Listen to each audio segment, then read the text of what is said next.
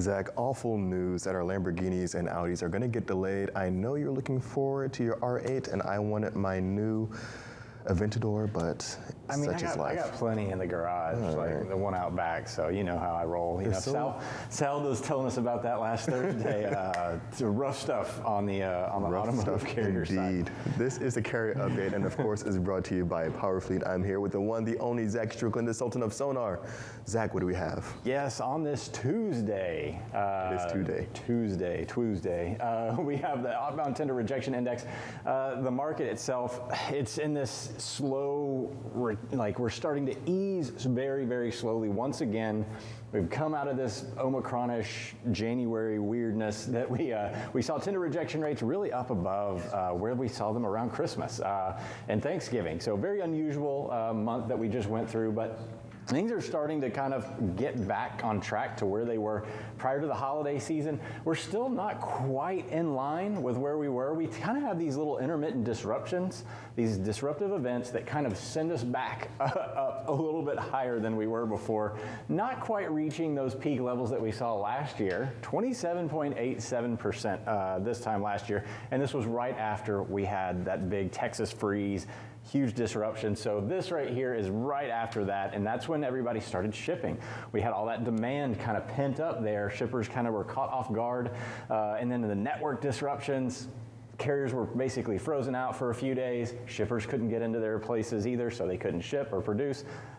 Panic buying ensued, and that is where we have really been over the last year or so in the freight market. So tender rejection rates in a very different spot versus last year. We're in a very different market versus last year. It looks like things are just still going to slowly kind of get a little bit better. We're still in a demand cycle that capacity just isn't ready to handle just yet. Yeah, so I'm interested in when the demand will no longer be in alignment with actual consumer demand, but actually just more goods flowing because they have been in backlog for so long and stuff just keeps continuing to flow in. Yeah, I think that's kind of the story at this point. I mean, we still have plenty of consumer demand. Right. Obviously, the retail sales number was pretty strong last week, as you mentioned. Let's look at the demand, though, on the next chart here in the outbound tender volume index. So OTVI is actually above where it was last year. So we still have a lot of activity going on right now in the freight market. You consider this number right here was 27% of it, nearly 28% of it is rejected.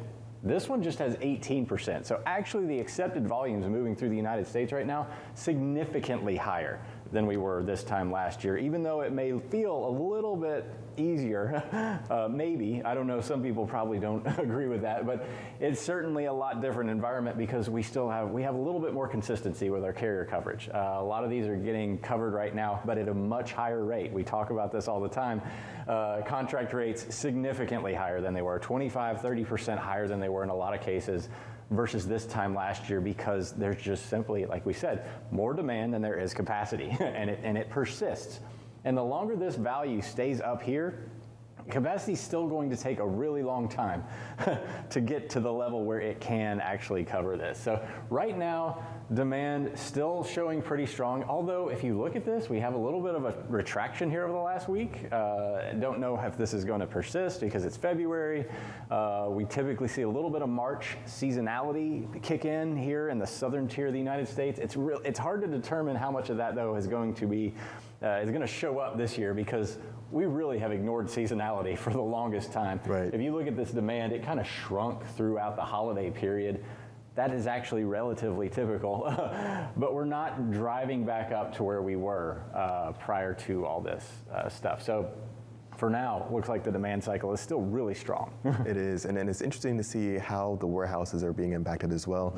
I know when we chat with Dr. Zach Rogers from time to time, he tells us how really constrained it is upstream, especially those inventories are really starting to build up. And I know Kevin Hill also likes to look at retail inventories building up to sales ratio, because that's also going to be another telltale sign of when, all right, there is going to be a little bit of an issue coming upstream to downstream, and the consumer demand is easing a little bit. Yeah, I mean, we've seen the inventory to sales ratio increase significantly over the last month or so. So they're starting to get traction. We saw the LMI with the warehouse capacity. We're starting to see that kind of well, it's not getting better, but it is. The utilization is still is growing at that point. So we've still got a lot of freight to move. Let's look real quick at the next chart. The IOTI, IOSI looked like we were going to take a little bit of a head fake here. So this is future demand, or this isn't future demand, it's future surface transportation freight. This is stuff that is bound for the United States. About a 20 to 30 day lead time in general, but right now could be 45 days before it hits the coasts. Look at this. We thought, hey, Chinese New Year, we're going to ease up. No.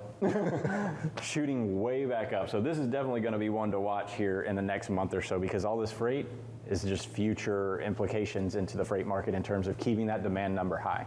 So Zach, in summary, whatever you expect, go with the opposite. Yeah, all right. This was a giant head fake right here. Zach, thanks so much for this first carrier update. We're going to toss it back over to Kevin and Michael Vincent.